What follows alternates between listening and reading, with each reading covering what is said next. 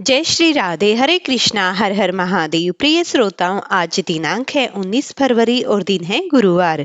आज फाल्गुन मास के शुक्ल पक्ष की द्वितीय तिथि आज दोपहर 3:59 तक रहेगी। इसके बाद में तृतीय तिथि प्रारंभ होगी और आज ब्रह्म मुहूर्त सुबह के 5:23 से 6:11 तक रहेगा। सूर्योदय होगा सुबह के 7 बजे, सूर्यास्त होगा शाम को 6:20 पर और आज सिद्धि योग रहेगा 8:42 तक। इसके बाद में संध्या योग प्रारंभ हो जाएगा। तो आज स्वार्थ सिद्धि योग बन रहा है और राहु काल दोपहर 1:30 पर होगा और 3 बजे तक चलेगा। अब तक की सभी कथाएं सुनने के लिए आप सभी का बहुत बहुत धन्यवाद। आइए अब सुनते हैं सीता माता की नित्य नेम की कथा। उसके बाद सुनेंगे आज का महात्म। कहते हैं कि एक बार श्री राम प्रभु को कहीं बाहर जाना पड़ा। सीता माता हर रोज का नित्य नियम किया करती थी। वह हर रोज श्री राम को कथा सुनाया करती थी। एक दिन श्री राम भगवान को किसी काम के लिए बाहर जाना पड़ गया तो सीता माता कहने लगी कि प्रभु, मेरा तो 12 वर्ष का नित्य नियम है, अब मैं बाहर जाएंगे तो मैं कथा किसको सुनाऊंगी। श्री राम ने कहा, तुम कुएं की पाल पर जाकर बैठ जाओ, वहां औरतें पानी भरने आती हैं, उन्हें तुम अपनी कथा सुना देना। सीता माता कुएं की पाल पर जाकर बैठ जाती है। एक स्त्री आई, उसने रेशम की जरी साड़ी पहन रखी थी और सोने का घड़ा ले रखा था। सीता माता उसे देखकर कहती है, बहन, मेरा 12 वर्ष का नित्य नेम सुन लो। वह स्त्री बोली कि मैं तुम्हारा नित्य नेम सुनूंगी तो मुझे घर जाने में देर हो जाएगी और मेरी सास मुझसे लड़ेगी। उसने कहानी नहीं सुनी और वह ऐसे ही चली गई। उसकी रेशम जरी की साड़ी पट गई, सोने का घड़ा मिट्टी के घड़े में बदल गया। सास ने देखा तो पूछा कि यह किस दोस्त को अपने सर लेकर आई है। बहू ने कहा कि कुएं पर एक औरत बैठी थी, उसने कहानी सुनने के लिए कहा, लेकिन मैंने उसकी कहानी नहीं सुनी। उसी का यह परिणाम हुआ। बहू की बात सुनकर अगले दिन वही साड़ी और घड़ा लेकर सास कुएं की पाल पर गई। सास को वही माता सीता बैठी मिली और माता सीता ने कहा, बहन, मेरी कहानी सुन ले। सास बोली कि एक बार छोड़, मैं तो 4 बार कहानी सुन लूंगी। राम आए, लखन आए, देश के पुजारी आए, नित्य नेम का नेम लाए, राम आओ बैठो राम, तपी रसोई जियो राम, माखन मिश्री खाओ राम, दूध बतासे पायो राम, सूत के पल को माठो राम, साल दुसाला पाठो राम, साल दुसाला ओढ़ो राम, जब बोलूं तब राम ही राम, राम सवारे सबके काम, खाली घर भंडार बड़े भरेंगे, सबका बेड़ा पार करेंगे, जय श्री राम, जय श्री राम। सास बोली कि बहन, कहानी तो बहुत अच्छी लगी। कहानी सुनकर सास चली गई और उसकी साड़ी फिर से जरी की बन गई, मिट्टी का घड़ा फिर से सोने के घड़े में बदल गया।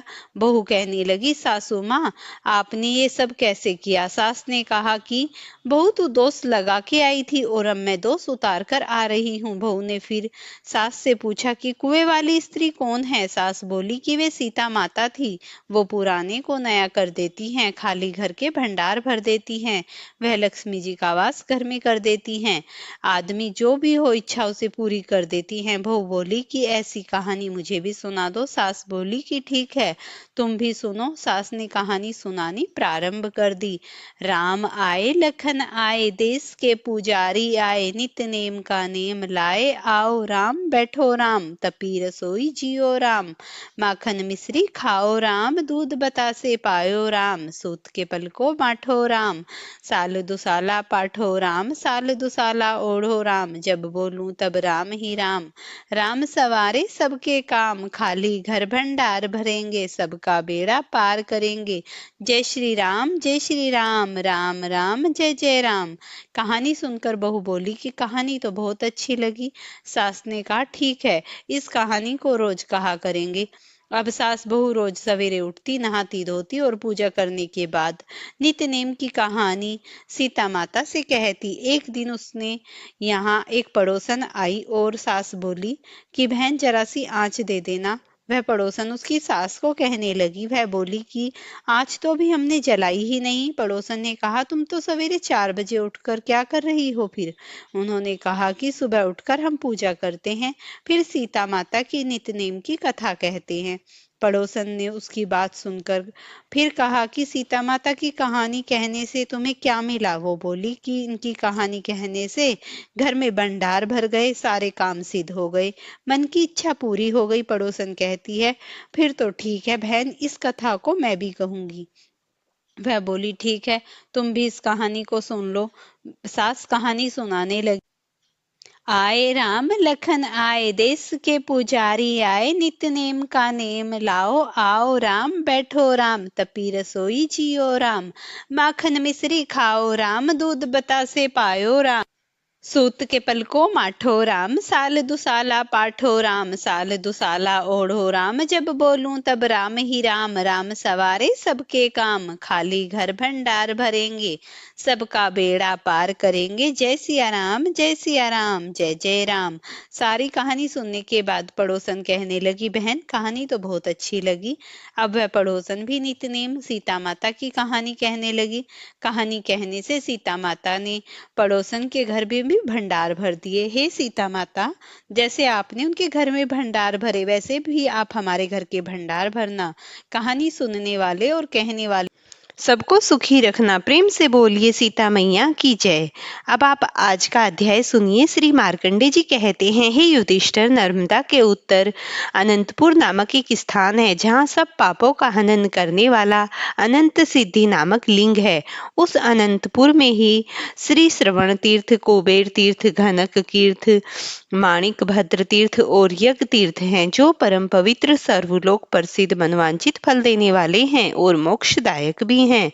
इस वही ऋषियों के पवित्र आश्रम भी हैं, जो सर्वदेवमय और शुभ हैं। वहाँ सर्वाणी, कौशिकी, आगरमन्य, साकल्य, कोसावण, सारभंग, अग्निगर्भ और यह तथा बहुत से उन्मत्त व्रत का पालन करने वाले महर्षि रहा करते हैं, जो तपस्या करके इस नर्मदा तीर्थ के महात्म से स्वर्गलोक को प्राप्त हुए हैं। ऋषियों में श्रेष्ठ वाल्मीकि जी भी इसी तीर्थ के प्रभाव से ब्रह्मतेज से संपन्न शरीर प्राप्त किया था। इवांकु, कौशल्याक्ष, दिलीप, नहुस, वेणु, राजा यताति, अजपाल और भी हैं, और अन्य बहुत से अनंतपुर में निवास किया है। इस अनंतपुर के क्षेत्र में ही नर्मदा के तट पर जो भगवान महेश्वर निवास करते हैं, उनका विधि पूर्वक पूजन करके वे सभी राजा स्वर्गलोक को प्राप्त हुए हैं। प्रियंक पर्वत से पश्चिम जहाँ तक अनंतपुर का क्षेत्र है, वहाँ परम शुभ है। इसके अंदर जिसकी मृत्यु होती है, वेदांत धर्म से रहित हो, तब वह भी 14 इंद्रियों के समान स्वर्गलोक में उसकी प्रतिष्ठा होती है। इसके बाद दुपेश्वर नामक तीर्थ है, जो व्यास तीर्थ कहलाता है। वहाँ स्नान करके मनुष्य अश्वमेध यज्ञ का फल पाता है।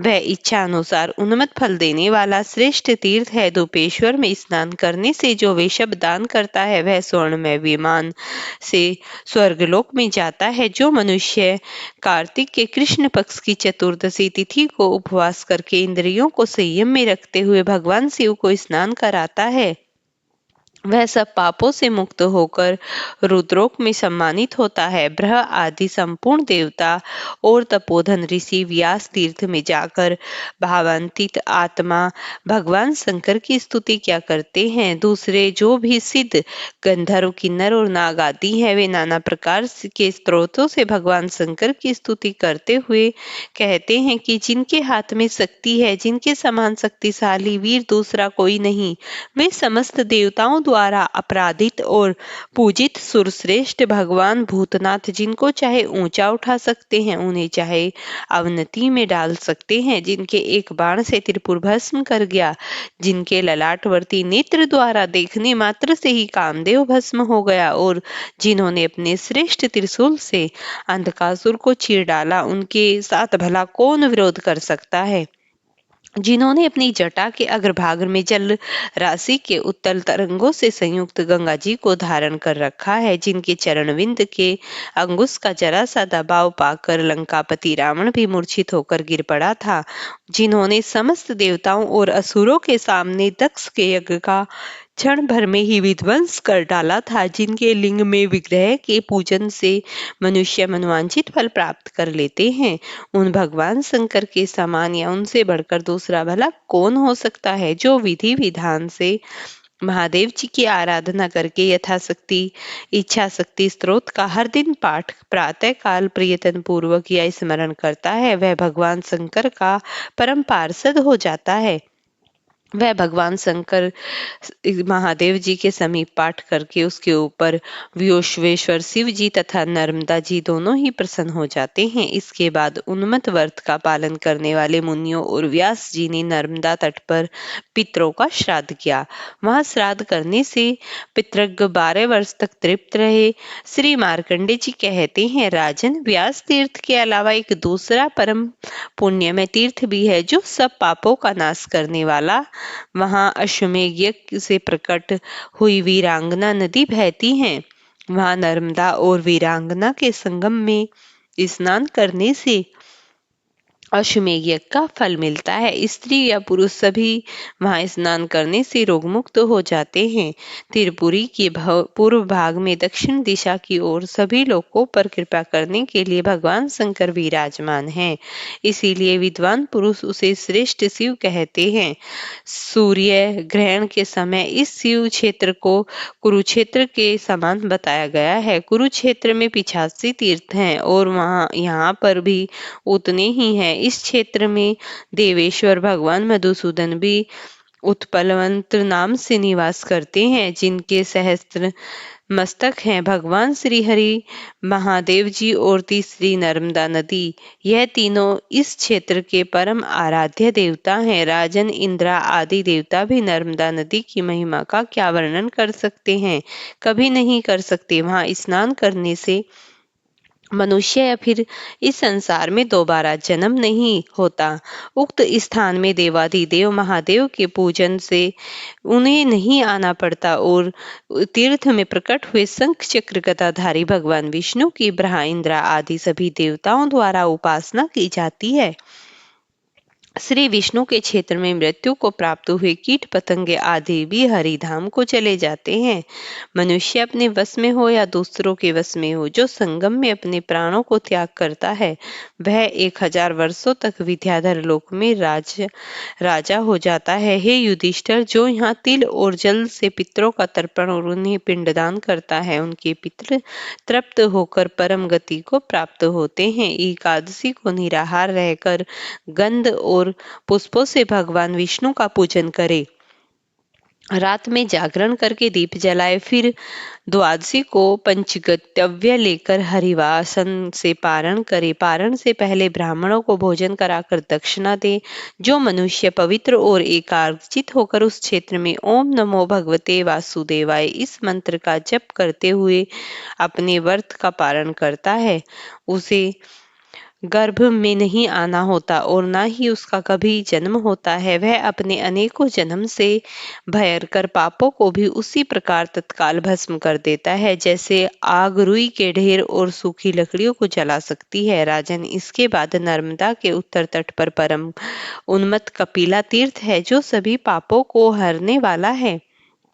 पुरुष हो या स्त्री, अगर वे जितेंद्रिय होकर अर्थात अपनी इंद्रियों को वश में करके उस तीर्थ में स्नान करने के बाद देवता और पितरों को तर्पण करें, तो वे तीनों ऋणों से मुक्त हो जाते हैं। उस तीर्थ में ब्राह्मणों को भोजन कराकर मनुष्य परम गति को प्राप्त होता है।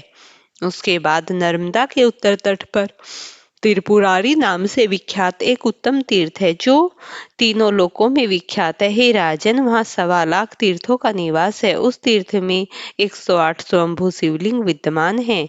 वह वही स्थान है जहाँ त्रिशूलधारी देवाधिदेव महादेव ने त्रिपुर को मार गिराया था।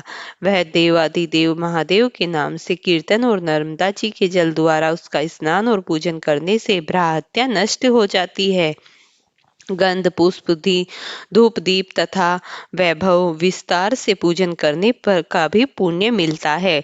उनकी गणना सहस्त्रों वर्णों में की जा सकती है। भगवान शिव के उद्देश्य से जब दान किया जाता है तो उस दान का पुण्य असंख्य हो जाता है। वह सभी मनुष्य धन्य है जो त्रिपुरारी में स्नान करने के बाद महादेव जी का दर्शन करते हैं। जो मनुष्य त्रिपुरारी में निवास करता है, वह साक्षात कैलाश में निवास पाता है। जो इच्छा अच्छा या अनच्छा से भी त्रिपुरारी में अपने प्राणों का त्याग करता है, वह विमान द्वारा महादेव जी के परमधाम में जाकर वहां के दिव्य वैभव का उपभोग करता है। वहां देवेश्वर त्रिपुरारी शिव 33 कोटि प्रसिद्ध देवताओं के साथ निवास करते हैं, इसीलिए त्रिपुरारी क्षेत्र को शिव क्षेत्र कहा गया है। उसकी लंबाई चौड़ाई 2 कोस की है।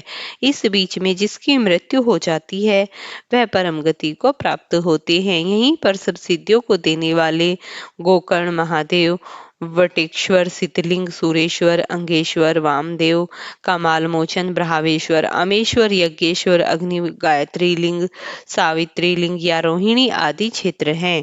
विष्णु, मरीच, मैत्रेय, विभांड पुत्र ऋषि भंगु, तपस्वी शौनक तथा उग्र तपस्वी दुर्वासा आदि 500 सिद्ध त्रिपुरारी में निवास करते हैं। इस पुरी की स्तुति तो सहस्त्र वर्ष में की जा सकती है, जिसमें कपिल मुनि का अवतार हुआ था। वह काल संज्ञक स्वयंभू मनवंतर प्राप्त होने पर अयोध्यापुरी में महायशस्वी मुनि के नाम से एक चक्रवर्ती राजा हुए थे।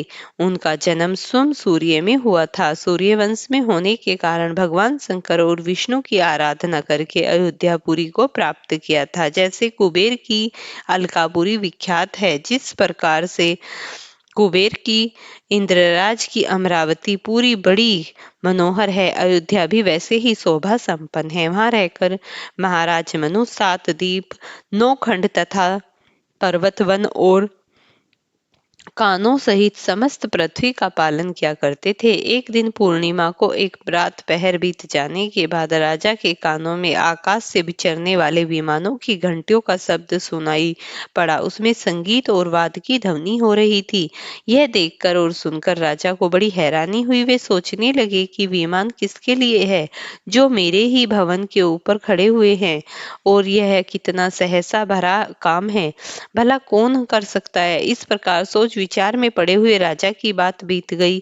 सूर्योदय होने पर नित्य क्रम से अनुष्ठान पूरा करके राजर्षि मुनि ने वशिष्ठ मुनि को से कहा, है महामुनि, यह मेरे महल के ऊपर किसका विमान है और यह किस कर्म नहीं हो पाया हो, और दूसरे लोग तो केवल माता पिता को कलेश देने के लिए, दुख देने के लिए उनके पुत्र के रूप में जन्म ग्रहण करके आते हैं। राजा मनु के ऐसा कहने पर वशिष्ठ जी कहने लगे, महाभाग, पुराण और वेदों से बाहर जो कर्म किया जाता है उसकी साधु पुरुष कभी कोई प्रशंसा नहीं करते, क्योंकि उनके द्वारा धर्म की हानि होती है। मर्यादा नर्मदा के तट पर त्रिपुरारी नाम से विख्यात यह तीर्थ है। वहां जिन लोगों ने यज्ञदान और होम हवन सत्कर्म किए, वहीं उन्होंने महल के ऊपर खड़े थे। महाराज, एकमात्र नर्मदा देवी ही ऐसी है जिन्होंने समस्त प्राणियों और दुराचारियों को स्वर्गलोक में पहुंचाया है। संसार समुद्र में डूबे हुए पाप से दूषित मन वाले जीवों को भी स्वर्गलोक में पहुंचाने के लिए नर्मदा नदी दिव्य विमान स्वरूप है। महाभाग श्री विष्णु इस प्रकार बताकर अपने परम धाम को प्राप्त हुए। प्रिय भक्तों, अगर आपको ये कथा पसंद आई हो तो इसे लाइक और शेयर करना, चैनल पर नए हैं तो चैनल को सब्सक्राइब करना।